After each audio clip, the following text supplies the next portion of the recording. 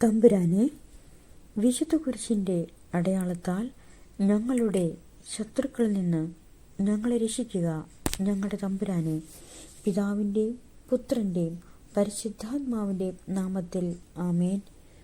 ആദ്യം മുതൽ ഉണ്ടായിരുന്നതും ഞങ്ങൾ കേട്ടതും സ്വന്തം കണ്ണുകൊണ്ട് കണ്ടതും സൂക്ഷിച്ചു വീക്ഷിച്ചതും കൈകൊണ്ട് സ്പർശിച്ചതുമായ ജീവന്റെ വചനത്തെപ്പറ്റി ഞങ്ങൾ അറിയിക്കുന്നു. വിശുദ്ധ യോഹന്നാൻ എഴുതിയ 1-ാം ലേഖനത്തിൻ്റെ 1-ാം വാക്യം. ഉൽപ്പത്തിയുടെ പുസ്തകം 20-ാം അധ്യായം. അബ്രാഹവും അബിമേലെക്കും. അബ്രാഹാം അവിടെ നിന്ന് നെഗബ് പ്രദേശത്തേക്ക് തിരിച്ചു. കാദേശിനും ശൂറിനുമിടയ്ക്ക് അവൻ വാസമുറപ്പിച്ചു. അവൻ ഗെരാറിൽ ഒരു പരദേശിയെ പാർത്തു. തൻ്റെ ഭാര്യ സാറായെക്കുറിച്ച് അവൾ എൻ്റെ സഹോദരിയാണ് എന്നത്രേ അവൻ പറഞ്ഞിരുന്നത്. ഗെരാറിലെ രാജാവായ അബിമേലെക്ക് സാറായെ ആളയച്ച് വരുത്തുകയും സ്വന്തമാക്കുകയും ചെയ്തു. ദൈവം രാത്രി സ്വപ്നത്തിൽ പ്രത്യക്ഷപ്പെട്ട് അബിമേലെക്കിനോട് പറഞ്ഞു, നീ സ്വന്തമാക്കിയിരിക്കുന്ന സ്ത്രീ നിമിത്തം നീ ഇതാ പിണമായി തീരുവാൻ പോകുന്നു. കാരണം അവൾ ഒരുവന്റെ ഭാര്യയാണ്. അബിമേലെക്ക് അവളെ സമീപിച്ചിട്ടില്ലായിരുന്നു. അവൻ ചോദിച്ചു, കർത്താവേ, നിരപരാധനെ അങ്ങ് വധിക്കുമോ? അവൾ എൻ്റെ സഹോദരിയാണ് എന്ന് അവൻ തന്നെയല്ലേ എന്നോട് പറഞ്ഞത്? അവൻ എൻ്റെ സഹോദരനാണ് എന്ന് അവളും പറഞ്ഞു. നിർമ്മല ഹൃദയത്തോടും കറയറ്റ കൈകളോടും കൂടെയാണ് ഞാൻ ഇത് ചെയ്തത്. അപ്പോൾ ദൈവം സ്വപ്നത്തിൽ അവനോട് പറഞ്ഞു, നിർമ്മല ഹൃദയത്തോടെയാണ് നീ ഇത് ചെയ്തത് എന്നെനിക്കറിയാം. എനിക്കെതിരായി പാപം ചെയ്യുന്നതിൽ നിന്ന് ഞാനാണ് നിന്നെ തടഞ്ഞത്. അതുകൊണ്ടാണ് അവളെ തൊടാൻ നിന്നെ ഞാൻ അനുവദിക്കാതിരുന്നത്. അവൻ്റെ ഭാര്യയെ തിരിച്ചേൽപ്പിക്കുക. അവൻ പ്രവാചകനാണ്. അവൻ നിനക്ക് വേണ്ടി പ്രാർത്ഥിക്കും. നീ ജീവിക്കുകയും ചെയ്യും. എന്നാൽ നീ അവളെ തിരിച്ചേൽപ്പിക്കുന്നില്ലെങ്കിൽ നീയും നിന്റെ ജനങ്ങളും മരിക്കും എന്നറിയുക. അബിമേലെക്ക് അതിരാവിലെ എഴുന്നേറ്റ് സേവകന്മാരെല്ലാം വിളിച്ച് ഈ കാര്യങ്ങൾ പറഞ്ഞു. അവർ വളരെ ഭയപ്പെട്ടു. അനന്തരം അബിമേലെക്ക് അബ്രാഹത്തെ വിളിച്ച് പറഞ്ഞു, എന്താണ് നീ ഞങ്ങളോട് ഈ ചെയ്തത്? നിനക്കെതിരായി ഞാൻ എന്ത് തെറ്റ് ചെയ്തിട്ടാണ് എൻ്റെയും എൻ്റെ രാജ്യത്തിൻ്റെയും മേൽ ഇത്ര വലിയ തിന്മ വരുത്തി വെച്ചത്? ചെയ്യരുതാത്ത കാര്യങ്ങളാണ് നീ എന്നോട് ചെയ്തത്. അബിമേലെക്ക് അബ്രാഹത്തോട് ചോദിച്ചു, ഇത് ചെയ്യാൻ നിന്നെ പ്രേരിപ്പിച്ചത് എന്താണ്? അബ്രാഹാം മറുപടി പറഞ്ഞു, ഇത് ദൈവഭയം തീരെയില്ലാത്ത നാടാണെന്നും എൻ്റെ ഭാര്യയെ പ്രതി അവർ എന്നെ കൊന്നുകളയുമെന്നും ഞാൻ വിചാരിച്ചു. മാത്രമല്ല, വാസ്തവത്തിൽ അവൾ എൻ്റെ സഹോദരിയാണ്, എൻ്റെ പിതാവിൻ്റെ മകൾ, പക്ഷേ എൻ്റെ മാതാവിൻ്റെ മകളല്ല. അവൾ എനിക്ക് ഭാര്യയാവുകയും ചെയ്തു. പിതാവിൻ്റെ വീട്ടിൽ നിന്ന് ഇറങ്ങിത്തിരിക്കാൻ ദൈവം എനിക്ക് ഇടവരുത്തിയപ്പോൾ ഞാൻ അവളോട് പറഞ്ഞു, നീ എനിക്ക് ഈ ഉപകാരം ചെയ്യണം. നാം ചെല്ലുന്ന ഇടങ്ങളിലെല്ലാം അവൻ എൻ്റെ സഹോദരനാണ് എന്ന് എന്നെക്കുറിച്ച് നീ പറയണം. അപ്പോൾ അബിമേലെക്ക് അബ്രാഹത്തിന് ആടുമാടുകളുടെയും ദാസീദാസന്മാരെയും കൊടുത്തു. ഭാര്യ സാറായെ തിരിച്ചേൽപ്പിക്കുകയും ചെയ്തു. അവൻ പറഞ്ഞു, ഇതാ എൻ്റെ രാജ്യം, നിനക്ക് ഇഷ്ടമുള്ളിടത്ത് പാർക്കാം. സാറായോട് അവൻ പറഞ്ഞു, നിന്റെ സഹോദരന് ഞാനിതാ 1000 വെള്ളി നാണയങ്ങൾ കൊടുക്കുന്നു. നിന്റെ കൂടെയുള്ളവരുടെ മുമ്പിൽ നിന്റെ നിഷ്കളങ്കതയ്ക്ക് അത് തെളിവാകും. എല്ലാവരുടെയും മുമ്പിൽ നീ നിർദോഷയാണ്. അബ്രാഹാം ദൈവത്തോട് പ്രാർത്ഥിച്ചു. ദൈവം അബിമേലെക്കിനെയും ഭാര്യയെയും വേലക്കാരികളെയും സുഖപ്പെടുത്തി. അവർക്കെല്ലാവർക്കും സന്താനങ്ങളും ജനിച്ചു. കാരണം അബ്രാഹത്തിന്റെ ഭാര്യ സാറായെ പ്രതി കർത്താവ് അബിമേലെക്കിന്റെ അന്തഃപുരത്തിലെ സ്ത്രീകളെയെല്ലാം വന്ധികളാക്കിയിരുന്നു. ഉൽപ്പത്തിയുടെ പുസ്തകം 21-ാം അധ്യായം. ഇസഹാക്കിന്റെ ജനനം. കർത്താവ് വാഗ്ദാനമനുസരിച്ച് സാറായെ അനുഗ്രഹിച്ചു. വൃദ്ധനായ അബ്രാഹത്തിൽ നിന്ന് സാറ ഗർഭം ധരിച്ച് ദൈവം പറഞ്ഞ സമയത്ത് തന്നെ പുത്രനെ പ്രസവിച്ചു. സാറായിൽ ജനിച്ച മകന് ഇസഹാക്ക് എന്ന് അബ്രാഹാം പേരിട്ടു. കുഞ്ഞു പിറന്നിട്ട് 8-ാം ദിവസം ദൈവകൽപ്പന പ്രകാരം അബ്രാഹാം അവന് പരിച്ഛേദന നടത്തി. അബ്രാഹത്തിന് 100 വയസ്സുള്ളപ്പോഴാണ് ഇസഹാക്ക് ജനിച്ചത്. സാറ പറഞ്ഞു, എനിക്ക് സന്തോഷിക്കാൻ ദൈവം വക നൽകിയിരിക്കുന്നു. ഇത് കേൾക്കുന്നവരൊക്കെ എന്നെ ചൊല്ലി ചിരിക്കും. അവൾ തുടർന്നു, സാറ മുലയൂട്ടുമെന്ന് ആരെങ്കിലും അബ്രാഹത്തോട് പറയുമായിരുന്നോ? എന്നിട്ടും അദ്ദേഹത്തിൻ്റെ വയസ്സുകാലത്ത് ഞാൻ അദ്ദേഹത്തിന് ഒരു മകനെ നൽകിയിരിക്കുന്നു. കുഞ്ഞ് വളർന്നു മുലകൂടി മാറി. അന്ന് അബ്രാഹാം വലിയൊരു വിരുന്ന് നടത്തി. ഇസ്മായേൽ പുറന്തള്ളപ്പെടുന്നു. ഈജിപ്തുകാരിയായ ഹാഗാറിൽ അബ്രാഹത്തിന് ജനിച്ച മകൻ തൻ്റെ മകനായ ഇസഹാക്കിനോട് കൂടെ കളിക്കുന്നത് സാറ കണ്ടു. അവൾ അബ്രാഹത്തോട് പറഞ്ഞു, ആ അടിമ പെണ്ണിനെയും അവളുടെ മകനെയും ഇറക്കി വിടുക. അവളുടെ മകൻ എൻ്റെ മകൻ ഇസഹാക്കിനോടൊപ്പം അവകാശിയാകാൻ പാടില്ല. തന്മൂലം മകനെ ഓർത്ത് അബ്രാഹാം വളരെ അസ്വസ്ഥനായി. എന്നാൽ ദൈവം അബ്രാഹത്തോട് അരുളി ചെയ്തു, കുട്ടിയെക്കുറിച്ചും നിന്റെ അടിമ പെണ്ണിനെക്കുറിച്ചും നീ ക്ലേശിക്കേണ്ട. സാറ പറയുന്നത് പോലെ ചെയ്യുക. കാരണം ഇസഹാക്കിലൂടെയാണ് നിന്റെ സന്തതികൾ അറിയപ്പെടുക. അടിമപ്പെണ്ണ് ജനിച്ച മകനെയും ഞാനൊരു ജനതയാക്കും. അവനും നിന്റെ മകനാണല്ലോ. അബ്രാഹാം അതിരാവിലെ എഴുന്നേറ്റ് കുറെ അപ്പവും ഒരു തുകൽ സഞ്ചിയിൽ വെള്ളവും എടുത്ത് ഹാഗാറിന്റെ തോളിൽ വെച്ചു കൊടുത്തു. മകനെയും ഏൽപ്പിച്ചിട്ട് അവളെ പറഞ്ഞയച്ചു. അവൾ അവിടെ നിന്ന് പോയി ബേർശബ മരുപ്രദേശത്ത് അലഞ്ഞു നടന്നു. തുകൽ സഞ്ചിയിലെ വെള്ളം തീർന്നപ്പോൾ അവൾ കുട്ടിയെ ഒരു കുറ്റിക്കാട്ടിൽ കിടത്തി. കുഞ്ഞ് മരിക്കുന്നത് എനിക്ക് കാണാൻ വയ്യ എന്ന് പറഞ്ഞ് അവൾ കുറെ അകലെ ഒരു അമ്പെയ്ത്ത് ദൂരെ ചെന്ന് എതിർവശത്തേക്ക് തിരിഞ്ഞിരുന്നു. കുട്ടി ഉച്ചത്തിൽ കരയാൻ തുടങ്ങി. കുട്ടിയുടെ കരച്ചിൽ ദൈവം കേട്ടു. സ്വർഗത്തു നിന്ന് ദൈവത്തിന്റെ ദൂതൻ അവളെ വിളിച്ചു പറഞ്ഞു, ഹാഗാർ, നീ വിഷമിക്കേണ്ട, ഭയപ്പെടുകയും വേണ്ട. കുട്ടിയുടെ കരച്ചിൽ ദൈവം കേട്ടിരിക്കുന്നു. എഴുന്നേറ്റ് കുട്ടിയെ കയ്യിലെടുക്കുക. അവനിൽ നിന്ന് ഞാനൊരു വലിയ ജനതയെ പുറപ്പെടുവിക്കും. ദൈവം അവളുടെ കണ്ണു തുറന്നു. അവൾ ഒരു കിണർ കണ്ടു. അവൾ ചെന്ന് തുകൽ സഞ്ചി നിറച്ച് കുട്ടിക്ക് കുടിക്കാൻ കൊടുത്തു. ദൈവം ആ കുട്ടിയുടെ കൂടെ ഉണ്ടായിരുന്നു. അവൻ മരുഭൂമിയിൽ പാർത്തു.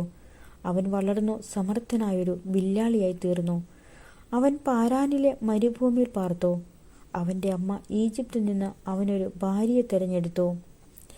അബ്രാഹാവും അബിമേലെക്കും. അക്കാലത്ത് അബിമേലെക്കും അവൻ്റെ സൈന്യാധിപൻ ഫിക്കോളും അബ്രാഹത്തോട് പറഞ്ഞു, നിന്റെ പ്രവർത്തനങ്ങളിലെല്ലാം ദൈവം നിന്നോട് കൂടെയുണ്ട്.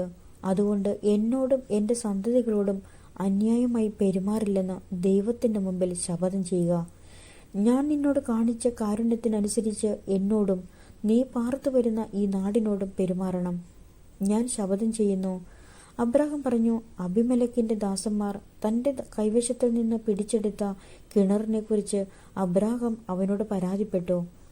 അബിമേലെക്ക് മറുപടി പറഞ്ഞു, ആരാണിത് ചെയ്തതെന്ന് എനിക്കറിഞ്ഞുകൂടാ. നീ ഇക്കാര്യം എന്നോട് പറഞ്ഞിട്ടില്ല.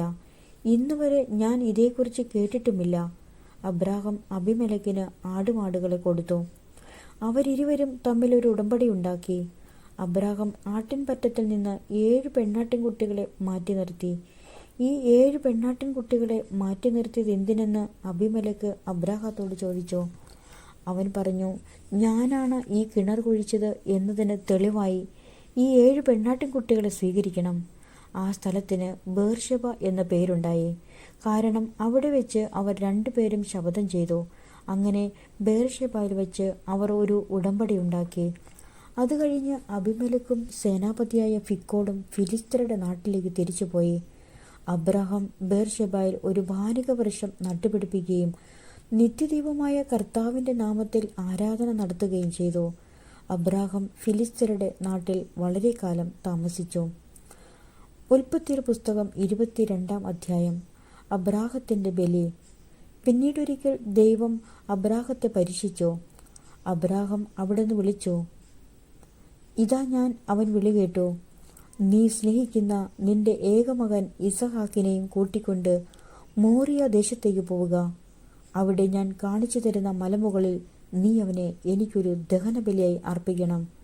അബ്രാഹാം അതിരാവിലെ എഴുന്നേറ്റ് കഴുതയ്ക്ക് ജീനിയിട്ട് 2 വേലക്കാരെയും മകൻ ഇസഹാക്കിനെയും കൂട്ടി ബലിക്കു വേണ്ട വിറകും കീറിയെടുത്ത് ദൈവം പറഞ്ഞ സ്ഥലത്തേക്ക് പുറപ്പെട്ടു. 3-ാം ദിവസം അവൻ തലയുയർത്തി നോക്കിയപ്പോൾ അകലെ ആ സ്ഥലം കണ്ടു. അവൻ വേലക്കാരോട് പറഞ്ഞു, കഴുതയുമായി നിങ്ങൾ ഇവിടെ നിൽക്കുക. ഞാനും മകനും അവിടെ പോയി ആരാധിച്ച് തിരിച്ചു വരാം. അബ്രാഹാം ദഹനബലിക്കുള്ള വിറകെടുത്ത് മകൻ ഇസഹാക്കിന്റെ ചുമലിൽ വെച്ചു. കത്തിയും തീയും അവൻ തന്നെ എടുത്തു. അവർ ഒരുമിച്ച് മുമ്പോട്ട് നടന്നു. ഇസഹാക്ക് തന്റെ പിതാവായ അബ്രാഹത്തെ വിളിച്ചു. പിതാവേ, എന്താ മകനെ? അവൻ വിളി കേട്ടു. ഇസഹാക്ക് പറഞ്ഞു, തീയും വിറകുമുണ്ടല്ലോ, എന്നാൽ ദഹനബലിക്കുള്ള കുഞ്ഞാടെവിടെ? അവൻ മറുപടി പറഞ്ഞു, ബലിക്കുള്ള കുഞ്ഞാടിനെ ദൈവം തന്നെ തരും. അവരൊന്നിച്ച് മുമ്പോട്ട് പോയി. ദൈവം പറഞ്ഞ സ്ഥലത്തെത്തിയപ്പോൾ അബ്രാഹാം അവിടെ ഒരു ബലിപീഠം പണിതു. വിറക് അടുക്കി വെച്ചിട്ട് ഇസഹാക്കിനെ ബന്ധിച്ച് വിറകിന് മീതെ കിടത്തി. മകനെ ബലി കഴിക്കാൻ അബ്രാഹാം കത്തി കയ്യിലെടുത്തു. തൽക്ഷണം കർത്താവിന്റെ ദൂതൻ ആകാശത്തു നിന്ന് അബ്രഹാം അബ്രഹാം എന്ന് വിളിച്ചു. ഇതാ ഞാൻ, അവൻ വിളി കേട്ടു. കുട്ടിയുടെ മേൽ കൈവയ്ക്കരുത്, അവനെ ഒന്നും ചെയ്യരുത്. നീ ദൈവത്തെ ഭയപ്പെടുന്നുവെന്ന് എനിക്കിപ്പോൾ ഉറപ്പായി. കാരണം നിന്റെ ഏകപുത്രനെ എനിക്ക് തരാൻ നീ മടി കാണിച്ചില്ല. അബ്രഹാം തലപൊക്കി നോക്കിയപ്പോൾ തന്റെ പിന്നിൽ മുൾച്ചെടികളിൽ കൊമ്പുടക്കി കിടക്കുന്ന ഒരു മുട്ടാടിനെ കണ്ടു. അവൻ അതിനെ മകനു പകരം ദഹനബലി അർപ്പിച്ചു. അബ്രാഹാം ആ സ്ഥലത്തിന് യാഹ്വേ-യിരെ എന്ന് പേരിട്ടു. കർത്താവിന്റെ മലയിൽ അവിടുന്ന് വേണ്ടത് പ്രദാനം ചെയ്യുന്നുവെന്ന് ഇന്നുവരെയും പറയപ്പെടുന്നു. കർത്താവിന്റെ ദൂതൻ ആകാശത്തു നിന്ന് വീണ്ടും അബ്രാഹത്തെ വിളിച്ചു പറഞ്ഞു, കർത്താവ് അരുളി ചെയ്യുന്നു, നീ നിന്റെ ഏകപുത്രനെ പോലും എനിക്ക് തരാൻ മടിക്കായക കൊണ്ട് ഞാൻ ശപഥം ചെയ്യുന്നു, ഞാൻ നിന്നെ സമർത്ഥമായി അനുഗ്രഹിക്കും. നിന്റെ സന്തതികളെ ആകാശത്തിലെ നക്ഷത്രങ്ങൾ പോലെയും കടൽ തീരത്തെ മണൽത്തരി പോലെയും ഞാൻ വർദ്ധിപ്പിക്കും. ശത്രുവിന്റെ നഗരകവാടങ്ങൾ അവർ പിടിച്ചെടുക്കും. നീ എൻ്റെ വാക്ക് അനുസരിച്ചതുകൊണ്ട് നിന്റെ സന്തതിയിലൂടെ ലോകത്തിലെ ജനതകളെല്ലാം അനുഗ്രഹിക്കപ്പെടും. അബ്രഹാം എഴുന്നേറ്റ് തൻ്റെ വേലക്കാരുടെ അടുത്തേക്ക് ചെന്നു. അവരൊന്നിച്ച് ബേർഷബയിലേക്ക് തിരിച്ചുപോയി. അബ്രാഹാം ബേർഷബയിൽ പാർത്തു. തൻ്റെ സഹോദരനായ നാഹോറിന് മിൽക്കായിൽ മക്കളുണ്ടായ വിവരം അബ്രഹാം അറിഞ്ഞു. അവർ മൂത്തവനായ ഊസ്, അവൻ്റെ സഹോദരൻ ബൂസ്, ആരാമിന്റെ പിതാവായ കെമുവേൽ, കേസദ്, ഹാസോ, പിൽഷാദ്, ഇദ്ലാഹ്, ബത്തുവേൽ എന്നിവരായിരുന്നു. ബത്തുവേൽ റെബേക്കായുടെ പിതാവായിരുന്നു. അബ്രാഹത്തിന്റെ സഹോദരനായ നാഹോറിന് മിൽക്കായിലുണ്ടായവരാണ് ഈ 8 പേരും.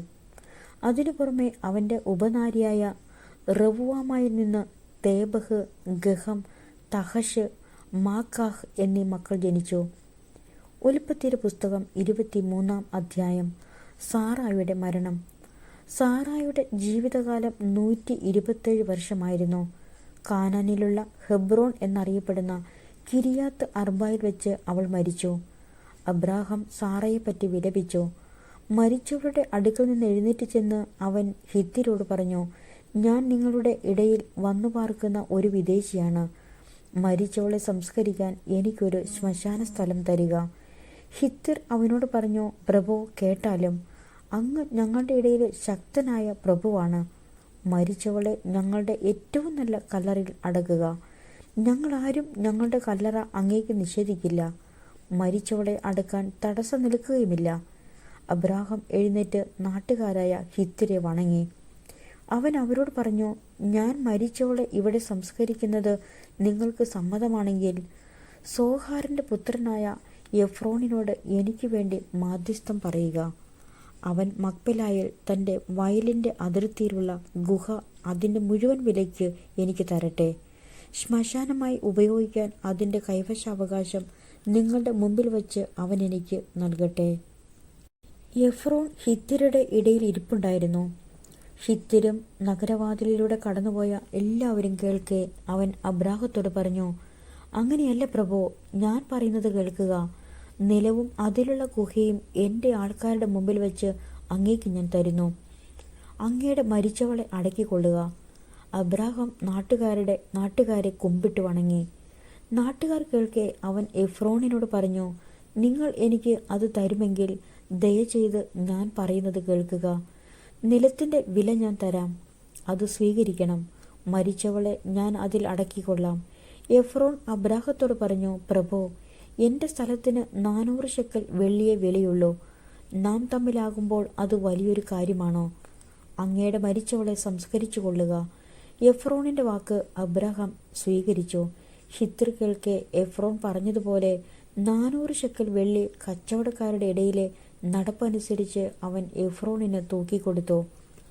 മാമറയ്ക്ക് കിഴക്കുവശത്ത് മക്പെലായിൽ എഫ്രോണിനുണ്ടായിരുന്ന നിലം അതിൻ്റെ 4 അതിർത്തികൾ വരെയും അതിലെ ഗുഹയും വൃക്ഷങ്ങളും സഹിതം ഹിത്യരുടെയും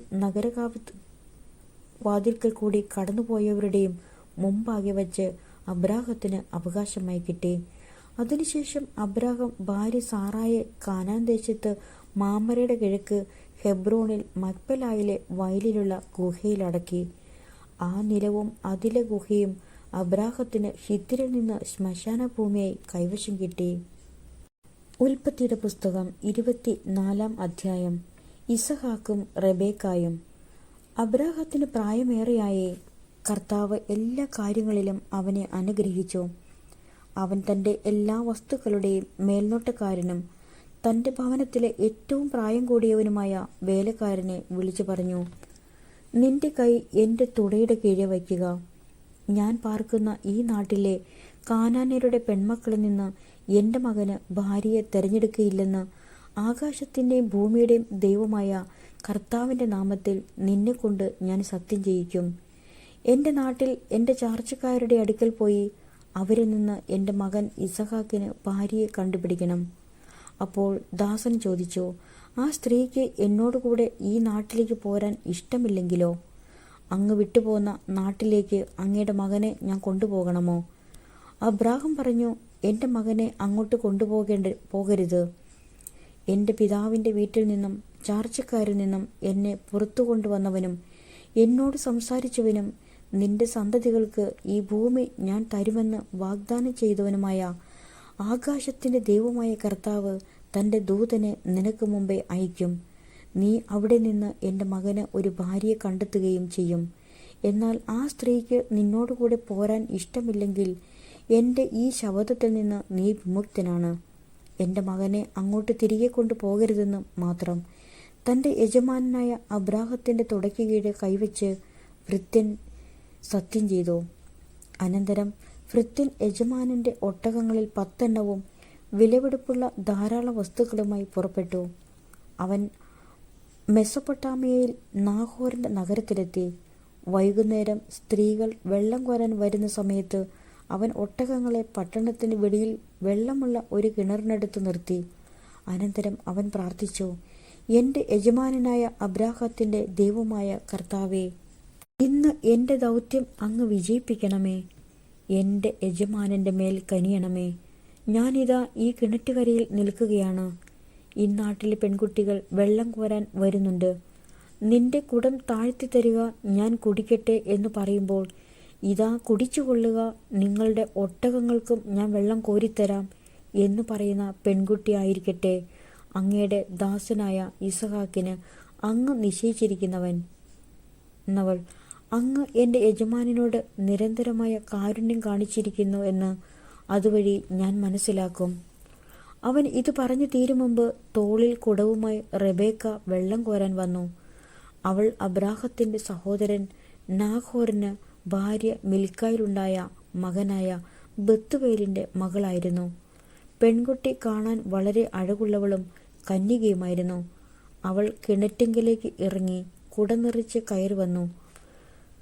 അബ്രാഹത്തിൻ്റെ ഭൃത്യൻ അപ്പോൾ അവളുടെ അടുത്തേക്ക് ഓടിച്ചെന്ന് പറഞ്ഞു, ദയവായി നിന്റെ കുടത്തിൽ നിന്ന് കുറച്ച് വെള്ളം കുടിക്കാൻ തരിക.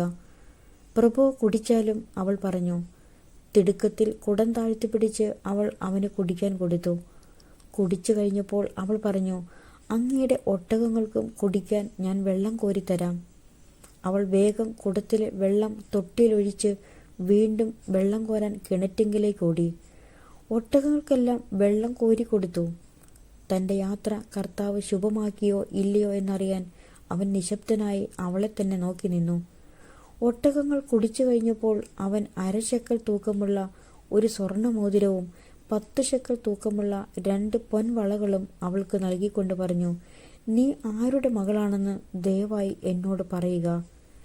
നിന്റെ പിതാവിൻ്റെ ഭവനത്തിൽ ഞങ്ങൾക്ക് രാത്രി കഴിക്കാൻ ഇടം കാണുമോ? അവൾ പറഞ്ഞു, നാഹോറിന് മിൽക്കായിൽ ജനിച്ച ബത്തുവേലിൻ്റെ മകളാണ് ഞാൻ. അവൾ തുടർന്ന് പറഞ്ഞു, ഞങ്ങൾക്ക് കാലിത്തീറ്റയും കച്ചിയും വേണ്ടുവോളമുണ്ട്, താമസിക്കാൻ മുറിയുമുണ്ട്. അവൻ തലകുനിച്ച് കർത്താവിനെ ആരാധിച്ചുകൊണ്ട് പറഞ്ഞു, എൻ്റെ യജമാനനായ അബ്രാഹത്തിൻ്റെ ദൈവമായ കർത്താവ് വാഴ്ത്തപ്പെട്ടവൻ. തൻ്റെ കാരുണ്യവും വിശ്വസ്തതയും അവിടുന്ന് അവനിൽ നിന്ന് പിൻവലിച്ചിട്ടില്ല. എൻ്റെ യജമാനൻ്റെ ചാർച്ചക്കാരുടെ വീട്ടിലേക്ക് അവിടുന്ന് എന്നെ നയിക്കുകയും ചെയ്തിരിക്കുന്നു. പെൺകുട്ടി ഓടിച്ചെന്ന് അമ്മയുടെ വീട്ടുകാരെ വിവരമറിയിച്ചു. റബേക്കായ്ക്ക് ലാബാൻ എന്നു പേരുള്ള ഒരു സഹോദരനുണ്ടായിരുന്നു. അവൻ ഉടനെ കിണറ്റുകരയിൽ ആ മനുഷ്യന്റെ അടുത്തേക്ക് ഓടിച്ചെന്നു. മോതിരവും വളകളും സഹോദരിയുടെ കൈകളിൽ കാണുകയും ആ മനുഷ്യൻ ഇങ്ങനെ എന്നോട് സംസാരിച്ചുവെന്ന് അവൾ പറഞ്ഞത് കേൾക്കുകയും ചെയ്തപ്പോൾ ലാബാൻ അവന്റെ അടുത്തേക്ക് ചെന്നു. അവൻ അപ്പോഴും കിണറ്റുകരയിൽ ഒട്ടകങ്ങളുടെ അടുത്ത് നിൽക്കുകയായിരുന്നു. ലാബാൻ പറഞ്ഞു, കർത്താവിനാൽ അനുഗ്രഹിക്കപ്പെട്ടവനെ, വരിക. എന്താണ് പുറത്തു നിൽക്കുന്നത്? ഞാൻ വീടും ഒട്ടകങ്ങൾക്കുള്ള സ്ഥലവും ഒരുക്കിയിട്ടുണ്ട്. അവൻ വീട്ടിലേക്ക് കയറി. ലാബാൻ ഒട്ടകങ്ങളുടെ ജീനി അഴിച്ചുമാറ്റി തീറ്റയും കച്ചിയും കൊടുത്തു. അവനും കൂടെയുണ്ടായിരുന്നവർക്കും കാല് കഴുകാൻ വെള്ളവും കൊടുത്തു. അവർ അവന് ഭക്ഷണം വിളമ്പി. എന്നാൽ അവൻ പറഞ്ഞു, വന്ന കാര്യം പറയാതെ ഞാൻ ഭക്ഷണം കഴിക്കുകയില്ല. പറഞ്ഞുകൊള്ളുക. ലാബാൻ സമ്മതിച്ചു.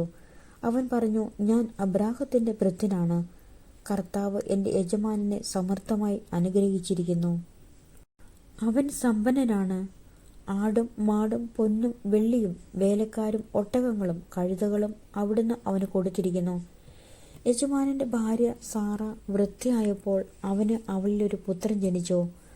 തനിക്കുള്ളതൊക്കെ യജമാനൻ അവനാണ് കൊടുത്തിരിക്കുന്നത്.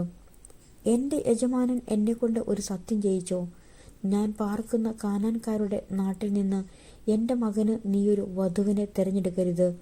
മറിച്ച് നീ എൻ്റെ പിതാവിൻ്റെ നാട്ടിൽ എൻ്റെ ചാർച്ചക്കാരുടെ അടുത്തുപോയി എൻ്റെ മകന് ഒരു ഭാര്യയെ കണ്ടുപിടിക്കണം. ഞാൻ ചോദിച്ചു, ഒരു വേള ആ പെൺകുട്ടി എൻ്റെ കൂടെ വന്നില്ലെങ്കിലോ? അവൻ എന്നോട് പറഞ്ഞു, ഞാൻ സേവിക്കുന്ന കർത്താവ് തൻ്റെ ദൂതനെ നിന്റെ മുൻപേ അയച്ച് നിന്റെ വഴി ശുഭമാക്കും. എൻ്റെ പിതാവിൻ്റെ വീട്ടിൽ നിന്ന് എൻ്റെ ചാർച്ചക്കാരിൽ നിന്ന് നീ എൻ്റെ മകന് ഒരു വധുവിനെ തിരഞ്ഞെടുക്കും. എൻ്റെ ചാർച്ചക്കാരുടെ അടുത്ത് ചെല്ലുമ്പോൾ പ്രതിജ്ഞയിൽ നിന്ന് നീ വിമുക്തമാകും. അവർ പെൺകുട്ടിയെ നിനക്ക് വിട്ടു തന്നില്ലെങ്കിലും പ്രതിജ്ഞയിൽ നിന്ന് നീ വിമുക്തനായിരിക്കും. ഞാൻ കിണറ്റുകരയിൽ വന്നപ്പോൾ ഇങ്ങനെ പ്രാർത്ഥിച്ചു, എൻ്റെ യജമാനനായ അബ്രാഹത്തിൻ്റെ ദൈവമായ കർത്താവേ, ഞാൻ ഇറങ്ങിപ്പുറപ്പെട്ടിരിക്കുന്ന കാര്യം അങ്ങ് ഇപ്പോൾ ശുഭമാക്കണമേ. ഇതാ ഞാൻ ഈ കിണറ്റിൻകരയിൽ നിൽക്കും. വെള്ളം കോരാൻ വരുന്ന പെൺകുട്ടിയോട്, ദയവായി നിന്റെ കുടത്തിൽ നിന്ന് എനിക്ക് അല്പം വെള്ളം കുടിക്കാൻ തരിക എന്ന് ഞാൻ പറയും. അപ്പോൾ കുടിച്ചാലും അങ്ങയുടെ ഒട്ടകങ്ങൾക്ക് ഞാൻ വെള്ളം കോരിത്തരാമല്ലോ എന്ന് പറയുന്ന പെൺകുട്ടിയാകട്ടെ എൻ്റെ യജമാനൻ്റെ മകന് അവിടുന്ന് കണ്ടുവച്ചിരിക്കുന്നവൾ. എൻ്റെ ഉള്ളിൽ ഞാനിത് പറഞ്ഞു തീരും മുമ്പ് തോളിൽ കുടവുമായി വെള്ളം കോരാൻ റബേക്ക വന്നു.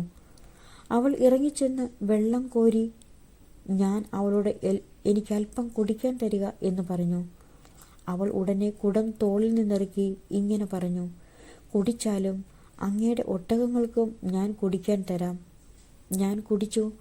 ഒട്ടകങ്ങൾക്കും അവൾ വെള്ളം കൊടുത്തു. അപ്പോൾ ഞാൻ അവളോട്, നീ ആരുടെ മകളാണ് എന്ന് ചോദിച്ചു. നാഹോറിന് മിൽക്കായിൽ ജനിച്ച ബത്തുവേലിൻ്റെ മകളാണ് ഞാനെന്ന് അവൾ പറഞ്ഞു. അപ്പോൾ ഞാൻ അവൾക്ക് മോതിരവും വളകളും കൊടുത്തു.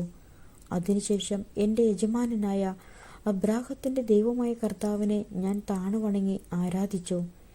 എൻ്റെ യജമാനൻ്റെ മകന് അവൻ്റെ സഹോദരൻ്റെ മകളെ വധുവായി തിരഞ്ഞെടുക്കുവാൻ എന്നെ നേർവഴിക്ക് നയിച്ച അവിടുത്തെ ഞാൻ സ്തുതിച്ചു. അതുകൊണ്ട് എൻ്റെ യജമാനനോട് നിങ്ങൾ കാരുണ്യത്തോടും വിശ്വസ്തയോടും കൂടി പെരുമാറുമെങ്കിൽ അത് പറയുക. മറിച്ചാണെങ്കിലും പറയുക, എനിക്ക് അതനുസരിച്ച് പ്രവർത്തിക്കാമല്ലോ.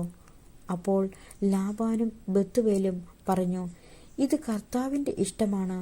ഇതിനെക്കുറിച്ച് ഗുണവും ദോഷവും ഞങ്ങൾക്ക് പറയാനില്ല. ഇതാ റബേക്ക നിന്റെ മുമ്പിൽ നിൽക്കുന്നു. അവളെ കൊണ്ടുപോയിക്കൊള്ളുക. കർത്താവ് തിരുവുള്ളമായതുപോലെ അവൾ നിന്റെ യജമാനൻ്റെ മകന് ഭാര്യയായിരിക്കട്ടെ. ഈ വാക്കുകൾ കേട്ടപ്പോൾ അബ്രാഹത്തിൻ്റെ ഭൃത്യൻ താണു വീണു കർത്താവിനെ ആരാധിച്ചു. അനന്തരം അവൻ പൊന്നും വെള്ളിയും കൊണ്ടുള്ള ആഭരണങ്ങളും വസ്ത്രങ്ങളും എടുത്ത് റബേക്കായ്ക്ക് കൊടുത്തു. അവളുടെ സഹോദരനും അമ്മയ്ക്കും വിലപിടിപ്പുള്ള സമ്മാനങ്ങളും അവൻ കൊടുത്തു. അവനും കൂടെയുണ്ടായിരുന്നവരും ഭക്ഷിക്കുകയും പാനം ചെയ്യുകയും ആ രാത്രി അവിടെ ചെലവഴിക്കുകയും ചെയ്തു. പുലർച്ചയ്ക്ക് എഴുന്നേറ്റ് അവൻ പറഞ്ഞു, എന്നെ യജമാനൻ്റെ അടുത്തേക്ക് തിരിച്ചയക്കുക. അവളുടെ അമ്മയും സഹോദരനും പറഞ്ഞു, കുറച്ചുനാൾ കൂടി 10 ദിവസമെങ്കിലും അവളിവിടെ നിൽക്കട്ടെ. അത് കഴിഞ്ഞ് അവൾക്ക് പോകാം. അവൻ പറഞ്ഞു, എന്നെ താമസിപ്പിക്കരുത്. കർത്താവ് എൻ്റെ വഴി ശുഭമാക്കിയിരിക്കൊണ്ട് യജമാനൻ്റെ അടുക്കിലേക്ക് തിരിച്ചു പോകാൻ എന്നെ അനുവദിക്കുക. നമുക്ക് പെൺകുട്ടിയെ വിളിച്ച് ചോദിക്കാം എന്ന് അവർ പറഞ്ഞു. അവർ റെബേക്കായെ വിളിച്ച്, നീ ഈ മനുഷ്യനോട് കൂടെ പോകുന്നുവോ എന്ന് ചോദിച്ചു. ഞാൻ പോകുന്നു എന്ന് അവൾ മറുപടി പറഞ്ഞു. അവർ അവരുടെ സഹോദരി റെബേക്കായെയും അവളുടെ തോഴിയെയും അബ്രാഹത്തിൻ്റെ വൃത്തിനോടും അവൻ്റെ ആൾക്കാരോടും കൂടെ പറഞ്ഞയച്ചു. അവർ അവളെ ആശീർവദിച്ചു, പറഞ്ഞു, നീ ഞങ്ങളുടെ സഹോദരിയാണ്. നീ ആയിരങ്ങളുടെയും 10,000-ങ്ങളുടെയും അമ്മയായി തീരുക. തങ്ങളെ വെറുക്കുന്നവരുടെ വാതിലുകൾ നിന്റെ സന്തതികൾ പിടിച്ചെടുക്കട്ടെ. റെബേക്കായും തോഴിമാരും ഒട്ടകപ്പുറത്ത് കയറി അവനെ അനുഗമിച്ചു. അങ്ങനെ റെബേക്കായുമായി ഭൃത്യൻ പുറപ്പെട്ടു. ആയിടയ്ക്ക് ഇസഹാക്ക് ബേർലെഹായിറോയിൽ നിന്ന് പോന്ന് നെഗബിൽ താമസിക്കുകയായിരുന്നു. ഒരു ദിവസം വൈകുന്നേരം അവൻ ചിന്താമഗ്നനായി വയലിലൂടെ നടക്കുകയായിരുന്നു. അവൻ തലപൊക്കി നോക്കിയപ്പോൾ ഒട്ടകങ്ങൾ വരുന്നത് കണ്ടു. റെബേക്കായും ശിരസുയർത്തി നോക്കി. ഇസഹാക്കിനെ കണ്ടപ്പോൾ അവൾ ഒട്ടകപ്പുറത്തുനിന്ന് താഴെ ഇറങ്ങി. അവൾ ഭൃത്യനോട് ചോദിച്ചു, അങ്ങകലെ പാടത്തുകൂടി നമ്മുടെ നേരെ നടന്നു വരുന്ന മനുഷ്യനാരാണ്? ഭൃത്യൻ പറഞ്ഞു, അവനാണ് എൻ്റെ യജമാനൻ. ഉടനെ അവൾ ശിരോവസ്ത്രം കൊണ്ട് മുഖം മൂടി. നടന്നതെല്ലാം ഭൃത്യൻ ഇസഹാക്കിനോട് പറഞ്ഞു. ഇസഹാക്ക് അവളെ തൻ്റെ അമ്മ സാറായുടെ കൂടാരത്തിലേക്ക് കൂട്ടിക്കൊണ്ടുപോയി. അവൻ അവളെ ഭാര്യയായി സ്വീകരിച്ചു. അവൻ അവളെ സ്നേഹിച്ചു. അങ്ങനെ അമ്മയുടെ വേർപാടിൽ ദുഃഖിച്ചിരുന്ന അവന് ആശ്വാസം ലഭിച്ചു. ഉൽപ്പത്തിയുടെ പുസ്തകം 25-ാം അധ്യായം. അബ്രാഹത്തിൻ്റെ സന്തതികൾ. അബ്രാഹം കെത്തൂറ എന്നു പേരായ ഒരു സ്ത്രീയെ വിവാഹം ചെയ്തു. അവളിൽ അവന് സിമ്രാൻ, യോക്ഷാൻ, മെദാൻ, മിദിയാൻ, ഇഷ്ബാക്ക്, ഷുവാഹ് എന്നിവർ ജനിച്ചു. യോക്ഷാന് ഷെബായും ദദാനും ജനിച്ചു. ദദാന്റെ മക്കളാണ് അഷൂറീം, ലത്തുഷീം, ലവുമീം എന്നിവർ. മിദിയാന്റെ മക്കൾ ഏഫർ, ഹനോക്ക്, അബീദ, എൽദ എന്നിവരാണ്. ഇവർ കെത്തൂറായുടെ സന്താനങ്ങളാണ്. അബ്രാഹം തനിക്കുണ്ടായിരുന്നതെല്ലാം ഇസഹാക്കിന് കൊടുത്തു. തൻ്റെ ഉപനാരികളിലുണ്ടായ മക്കൾക്കും അബ്രാഹം ധാരാളം സമ്മാനങ്ങൾ നൽകി. താൻ ജീവിച്ചിരുന്നപ്പോൾ തന്നെ അവരെയെല്ലാം മകനായ ഇസഹാക്കിൽ നിന്ന് ദൂരെ കിഴക്കൻ ദേശത്തേക്ക് അയച്ചു. അബ്രാഹത്തിൻ്റെ മരണം. അബ്രാഹത്തിൻ്റെ ആയുഷ്കാലം 175 വർഷമായിരുന്നു. തൻ്റെ വർഷങ്ങൾ പൂർത്തിയായപ്പോൾ തികഞ്ഞ വാർദ്ധക്യത്തിൽ അബ്രാഹം അന്ത്യശ്വാസം വലിക്കുകയും തൻ്റെ ജനത്തോട് ചേരുകയും ചെയ്തു. മക്കളായ ഇസഹാക്കും ഇസ്മായേലും മാമറയുടെ എതിർവശത്ത് സോഫാർ എന്ന ഹിത്തിന്റെ മകനായ എഫ്രോണിന്റെ വകയായിരുന്ന മക്പെലായിലെ ഗുഹയിൽ അവനെ അടക്കി. ഹിത്യരിൽ നിന്ന് അബ്രാഹം വിലയ്ക്ക് വാങ്ങിയതായിരുന്നു ആ വയല്. അവിടെ അബ്രാഹം ഭാര്യ സാറായോടൊപ്പം സംസ്കരിക്കപ്പെട്ടു. അബ്രാഹത്തിന്റെ മരണത്തിന് ശേഷം ദൈവം അവന്റെ പുത്രൻ ഇസഹാക്കിനെ അനുഗ്രഹിച്ചു. അവൻ ബേർലഹായിറോയിൽ പാർത്തു. ഇസ്മായിലിന്റെ സന്തതികൾ. സാറായുടെ ദാസിയായ ഈജിപ്തുകാരി ഹാഗാരിൽ അബ്രാഹത്തിനുണ്ടായ ഇസ്മായിലിന്റെ മക്കൾ ഇവരാണ്. ജനനക്രമമനുസരിച്ച് ഇസ്മായിലിന്റെ മക്കളുടെ പേര് വിവരം: ഇസ്രായേലിന്റെ കടിഞ്ഞൂൽ പുത്രൻ നെബായോത്ത്, തുടർന്ന് കേദാർ, അദ്ബേൽ, മിബ്സാം, മിഷ്മ, ദുമ, മസ്സ, ഹദാദ്, തേമ, യത്തൂർ, നഫീഷ്, കേദമ. ഇവരാണ് ഇസ്മായിലിന്റെ പുത്രന്മാർ. ഗ്രാമങ്ങളും ആസ്ഥാനങ്ങളും അനുസരിച്ച് അവരുടെ വംശത്തിലെ 12 പ്രഭുക്കന്മാരുടെ പേരുകളാണിവ. ഇസ്മായിലിന്റെ ആയുഷ്കാലം 137 വർഷമായിരുന്നു. അവൻ അന്ത്യശ്വാസം വലിക്കുകയും തൻ്റെ ബന്ധുക്കളോട് ചേരുകയും ചെയ്തു. ഹവില മുതൽ ഷൂർ വരെയുള്ള ദേശത്ത് അവർ വാസമുറപ്പിച്ചു. അസീറിയയിലേക്കുള്ള വഴിയിൽ ഈജിപ്തിന്റെ എതിർവശത്താണ് ഷൂർ. അവർ ചാർച്ചക്കാരിൽ നിന്നെല്ലാം അകന്നാണ് ജീവിച്ചത്. ഏസാവും യാക്കോബും.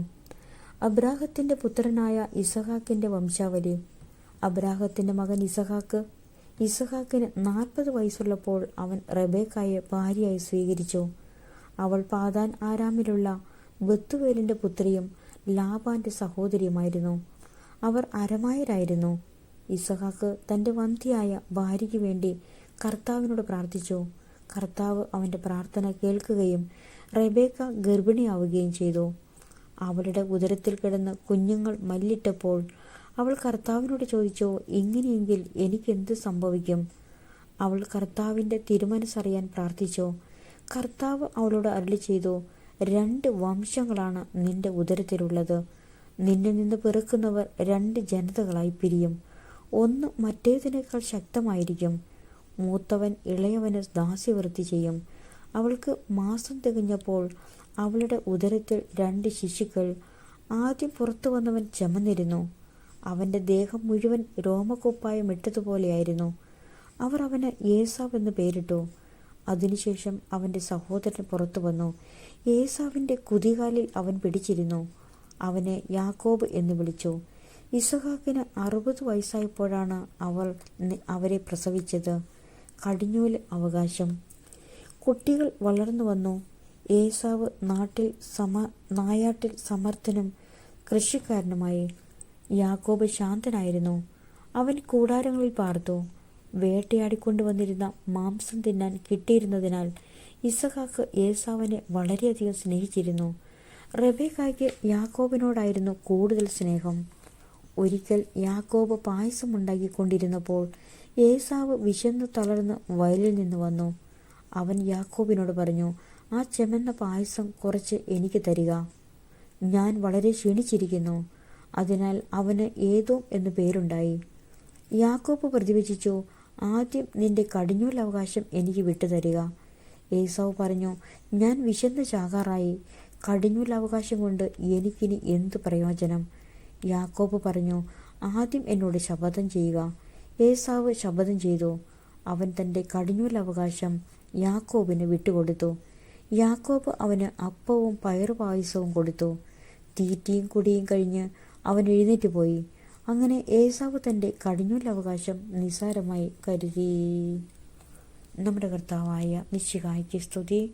സ്വർഗസ്ഥനായ ഞങ്ങളുടെ പിതാവേ, അങ്ങയുടെ നാമം പൂജിതമാകണമേ. അങ്ങയുടെ രാജ്യം വരണമേ. അങ്ങയുടെ തിരുമനസ്സ് സ്വർഗത്തിലെ പോലെ ഭൂമിയിലും ആകണമേ. അന്നു വേണ്ടുന്ന ആഹാരം ഇന്ന് ഞങ്ങൾക്ക് തരണമേ. ഞങ്ങളോട് തെറ്റ് ചെയ്യുന്നവരോട് ഞങ്ങൾ ക്ഷമിച്ചിരിക്കുന്നത് പോലെ ഞങ്ങളുടെ തെറ്റുകളും ഞങ്ങളോട് ക്ഷമിക്കണമേ. ഞങ്ങൾ പ്രലോഭനത്തിൽ വീഴാൻ ഇടയാകരുതേ. ദുഷ്ടാരൂപിയിൽ നിന്നും ഞങ്ങളെ രക്ഷിച്ചുകൊള്ളണമേ. നന്മ നിറഞ്ഞ മറിയമേ സ്വസ്തി, കർത്താവ് അങ്ങയുടെ കൂടെ. സ്ത്രീകളിൽ അങ്ങ് അനുഗ്രഹിക്കപ്പെട്ടവളാവുന്നു.